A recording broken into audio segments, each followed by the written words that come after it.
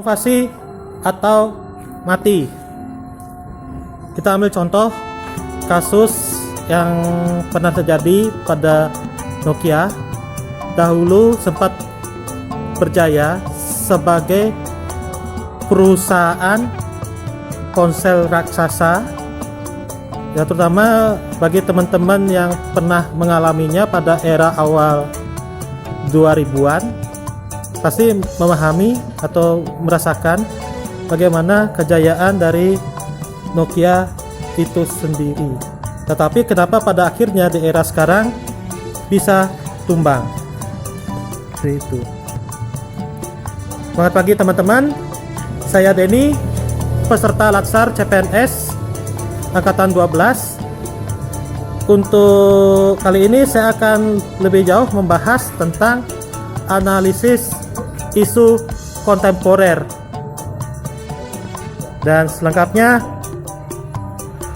teman-teman, yang saya ketahui sekaligus yang saya telah pelajari selama Latsar itu intinya isu itu merupakan kasus atau masalah yang dikemukakan untuk segera ditanggapi. Yang kedua adalah kabar yang belum tentu diketahui kebenarannya, sedangkan kontemporer itu sifatnya terkini, up to date, terbaru, sehingga isu kontemporer itu adalah isu terkini yang perlu segera ditanggapi, artinya sifatnya urgent. Atau kadang-kadang kalau bagi kita secara lebih sederhananya, secara awamnya itu disebut juga sebagai hot topic, hot issue. Demikian teman-teman. Satu contoh yang saya pikir itu bisa memenuhi unsur isu kontemporer itu adalah keberlangsungan proses belajar mengajar di tengah pandemi COVID-19. Sehingga demi keberlangsungan proses belajar mengajar itu sendiri, mau tidak mau, termasuk saya sendiri pun itu tetap melakukan proses belajar mengajar secara daring atau online. Untuk mahasiswa saya sendiri juga.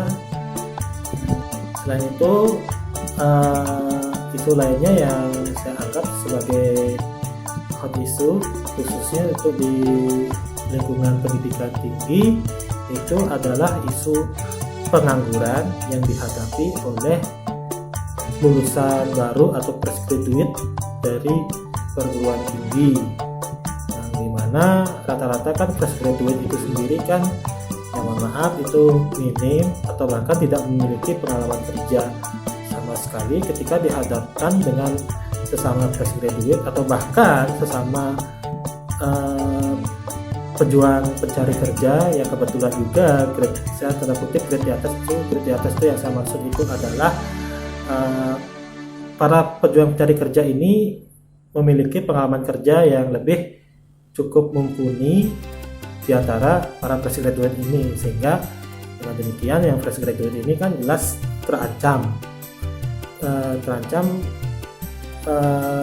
tidak mampu menghadapi kompetisi persaingan cari kerja itu. Makanya bagi saya, kenapa sertifikasi bidang keahlian tertentu itu penting dalam hal ini, ya sebagai suatu solusi untuk mengatasi apa yang menjadi permasalahan oleh para fresh graduate perguruan tinggi. Itu teman-teman. Sebenarnya dari Latsar lalu ada beberapa isu lainnya yang sudah saya pelajari juga. Yang salah satunya itu adalah tentang isu radikalisme. Saya pikir apapun yang menjadi isu bersama yang tentunya menjadi PR bersama buat kita, ketika kita bisa kreatif, artinya ya lebih bisa berinovasi, saya pikir itu merupakan suatu hal yang sulit ketika untuk mengatasi 1, 2, sekian atau keseluruhan isu yang masih menjadi PR kita bersama ini. teman-teman. Itulah mengapa ketika nantinya saya merancang aktualisasi yang kemudian kelak saya seminarkan, itu harapan saya topik aktualisasi yang bisa saya ajukan nantinya itu bisa bermanfaat bagi lingkungan kerja saya sendiri, dalam hal ini ya unit yang sedang saya handle, sehingga permasalahan yang menjadi PR bagi unit atau lingkungan kerja saya sendiri ketika topik aktualisasi ini saya usulkan itu bisa menjadi suatu problem solve. Itu teman-teman, demikian yang bisa saya sampaikan terkait materi tentang analisis isu kontemporer.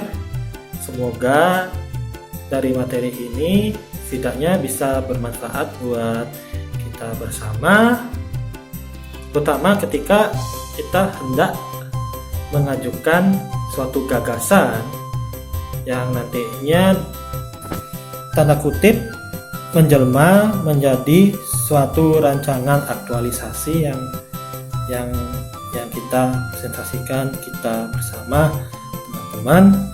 Dari penjelasan untuk materi kali ini, bila mana ada yang kurang saya mohon maaf. Sampai jumpa pada sesi materi berikutnya. Semangat berinovasi dan semangat pagi teman-teman.